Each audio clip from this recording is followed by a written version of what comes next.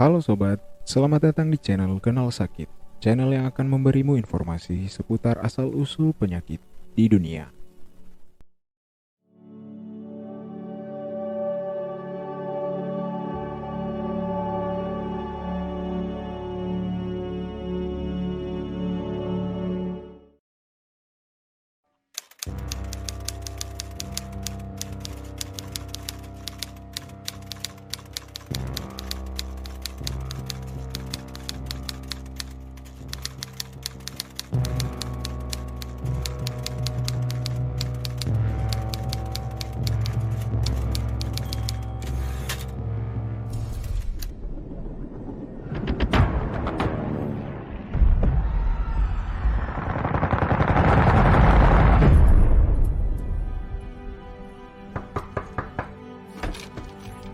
There's a company in Japan that's been dumping their toxic waste into the sea. The people need help. We need global attention. We need you. I'm the greatest photographer that Life magazine has ever had. That you are. You're the single most impossible photographer that Life has ever had. Listen to me, I need the pictures, Gene. Bring the story home. The cover-up is going to be as much of a story as the story itself. この人は一人で来たの? You cannot let your emotions run the show. Go home. 人類最後の戦争にしようじゃありませんか! 検査の人はおとれしなかった? Why would I be? The Native Americans, they believed that a photograph would literally take a piece of the subject's soul. But it can also take a piece of the photographer's soul.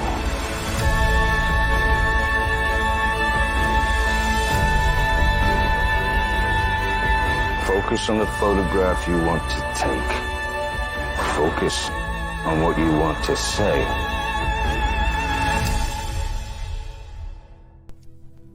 Pencemaran merkuri memicu epidemi penyakit Minamata di Jepang. Alhasil, ribuan orang menderita seumur hidup. Seringkali kita baru menyadari sesuatu yang buruk sedang terjadi di saat semuanya sudah terlambat. Itulah gambaran situasi yang terjadi sekitar tahun 1956 di kota Minamata, Jepang. Ratusan ribu warga secara misterius mengalami kelumpuhan, gangguan saraf, kanker, bahkan sampai berujung kematian. Tidak ada yang menyangka kalau penyakit yang sekarang dinamakan Minamata ini disebabkan oleh satu zat beracun bernama merkuri. Teluk Minamata adalah saksi sejarah kelam dan bukti nyata dari dahsyatnya dampak kelalaian manusia dalam menanggulangi pencemaran merkuri. Kini, Indonesia menghadapi ancaman pencemaran merkuri, salah satunya dari kegiatan pertambangan emas skala kecil atau PESK.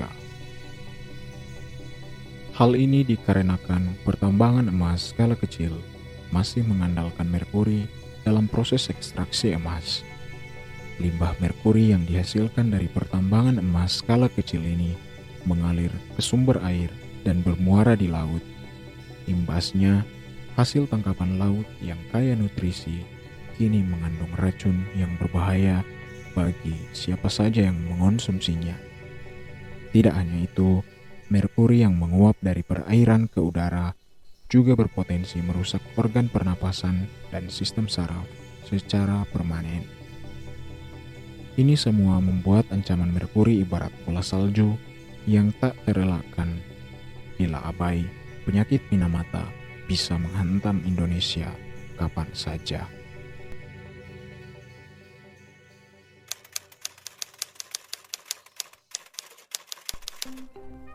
Keanehan mulai terlihat di pertengahan tahun 1950 ketika banyak kucing yang kejang-kejang dan jatuh ke laut.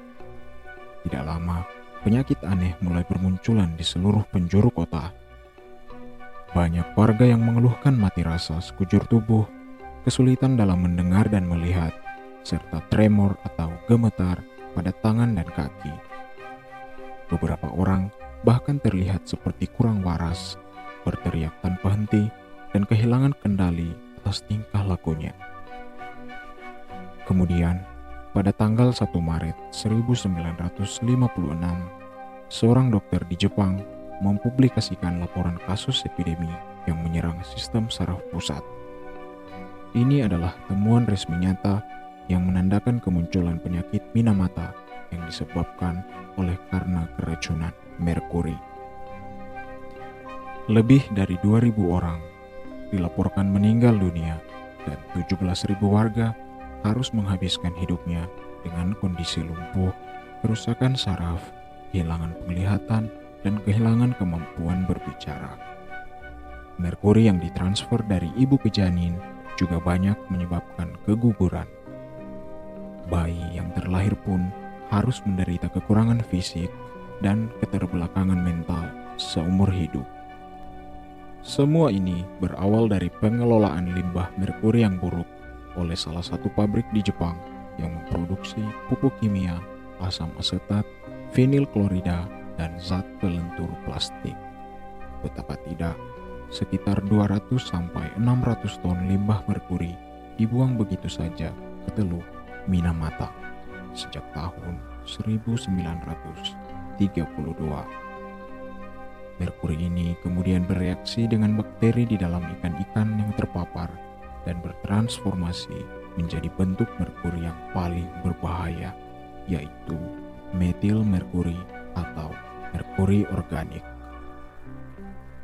Penduduk Minamata yang mayoritas nelayan mengonsumsi ikan dari Teluk Minamata hampir setiap hari. Tanpa disadari, ikan yang tadinya menyehatkan berubah menjadi racun yang mematikan. Warga yang tak terima lalu menuntut pabrik itu. Alhasil, pihak perusahaan harus mengeluarkan dana sebesar 2 miliar yen per tahun untuk biaya terapi dan ongkos berobat. Angka itu tentu tidak ada artinya dibanding penderitaan yang harus dialami warga yang terdampak.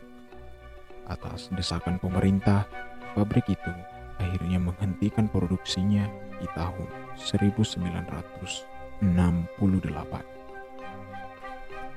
Penyakit Minamata tidak eksklusif untuk negara Jepang saja. Buktinya, hal yang serupa telah terjadi di Irak pada tahun 1970. Kali ini, keracunan merkuri berasal dari gandum yang diberi obat jamur berbahan dasar merkuri. Sebanyak 35 orang meninggal dunia dan 321 lainnya menderita cacat seumur hidup. Negara lain yang pernah tercatat mengalami kasus penyakit Minamata diantaranya adalah Pakistan dan Guatemala. Penyakit Minamata tidak bisa langsung terdeteksi setelah tubuh terpapar merkuri. Butuh 6-10 tahun untuk penyakit ini mulai menampakkan keganasannya. Bila hal ini terjadi, tidak ada yang bisa dilakukan untuk menyembuhkannya. Adapun beberapa gejala umum yang harus diwaspadai, seperti kejang otot, mati rasa pada tangan dan kaki, otot melemah, penglihatan menyempit, gangguan bicara, dan pendengaran. Walau tidak bisa diobati, penyakit Minamata bisa dicegah. Organisasi Kesehatan Dunia atau WHO menganjurkan pembatasan konsumsi ikan besar dengan kadar merkuri tinggi seperti hiu, kerapu, makarel, dan tuna. Sebagai gantinya, pilihlah jenis ikan atau makanan laut yang rendah merkuri seperti mujair, lele, salmon, teri, dan udang. Dianjurkan pula untuk lebih berhati-hati saat mengonsumsi ikan laut yang berukuran lebih besar dari telapak tangan, karena semakin besar ukurannya, semakin besar pula kadar merkurinya. Dan cerita pun selesai. Terima kasih telah menonton. Semoga sobat sekalian sehat selalu. Dan jika video ini bermanfaat, terus dukung channel ini dengan cara like, komen, dan subscribe agar channel ini semakin berkembang ya sobat.